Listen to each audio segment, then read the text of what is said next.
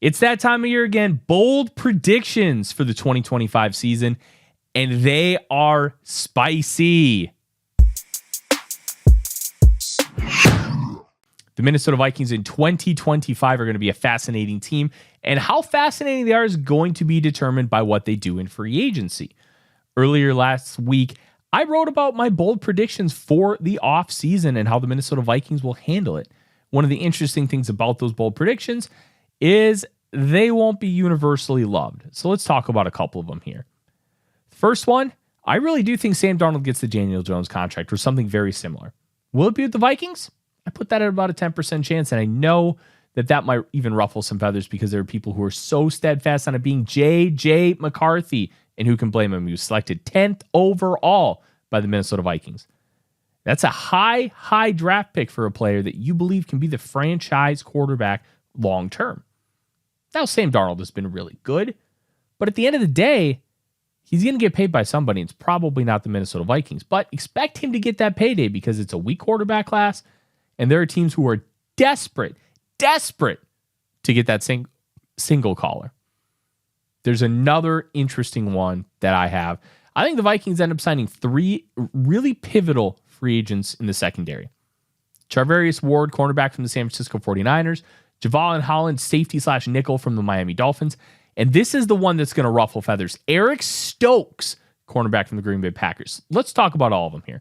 Ward has already said that he's going to leave the San Francisco 49ers because there's some PTSD and trauma that he and his family dealt with when the death of their daughter happened, and she was under the age of 5.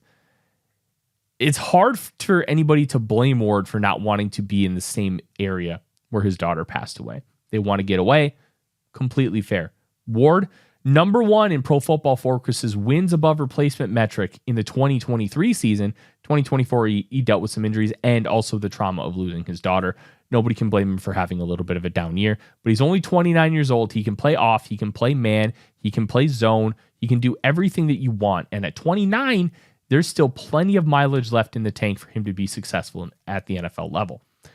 Javon Holland was drafted by Brian Flores, and he is the ultimate chess piece. You can play him at nickel. You could play him on the outside in a pinch. You can play him in the box. You can play him over the top. You can play him split safety. You can ask him to do whatever you want.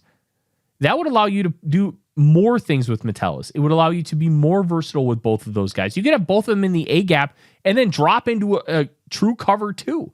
You could do all kinds of fun things. We know how much Brian Flores absolutely loves versatility. And that is the number one factor here. Versatility. It matters. The third one is the surprising one. Eric Stokes was a first-round pick of the Green Bay Packers in 2021. And let's be honest, he's been injured and he's been bad. That's not exactly somebody you necessarily want to bring in free agency.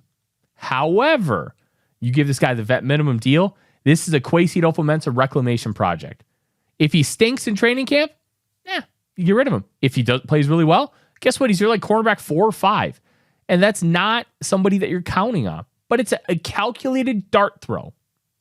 There is talent with Stokes. There's a reason why he was a first-round pick. Can you extract it at the NFL level?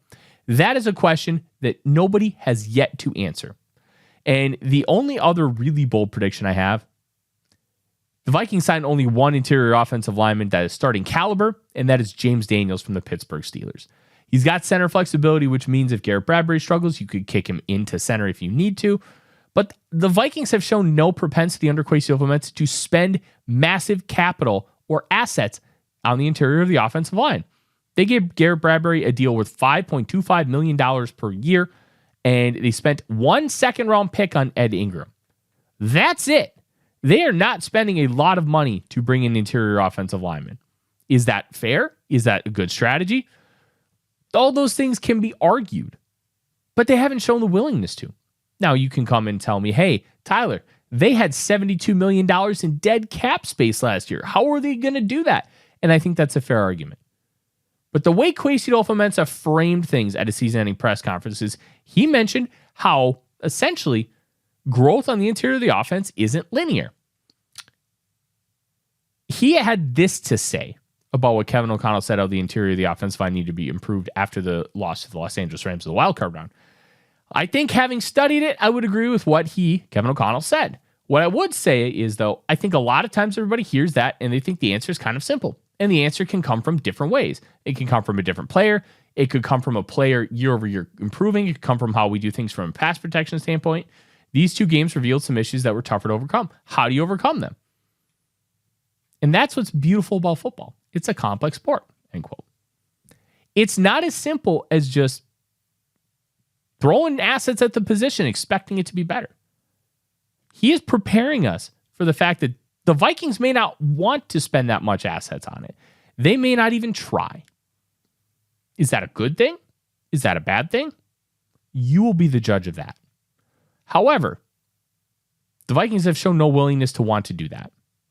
And until they have shown a willingness to do that, we can't expect that they're going to. That's just not how that works. I'm Tyler Forness with A to Z Sports. Skol Vikings.